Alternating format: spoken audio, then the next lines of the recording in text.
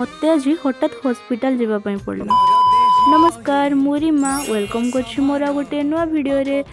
तो मुझे पड़े आसली कॉलेज आउ देखो आम कॉलेज गार्डन रे केते सुंदर फूल फुटी।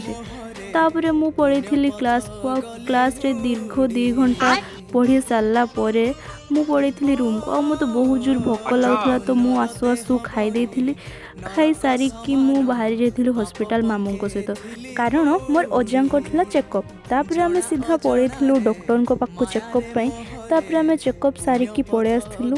आउ हॉस्पिटल फेरला पर मत गोटे जिनस रियलाइज है कि जदि तुम पाखे किसी जिनस ना जीवन तो अच्छी जिनस को आउ थे तैयारी कर चलो ठीक अच्छे। जदि भी तुम पाखे टंका पैसा ना जीवन तो अच्छी आउ थे टंका पैसा कमे पार बस एतिकी ही।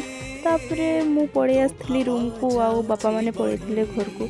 तो आज एतिकी रोचे जय जगन्नाथ।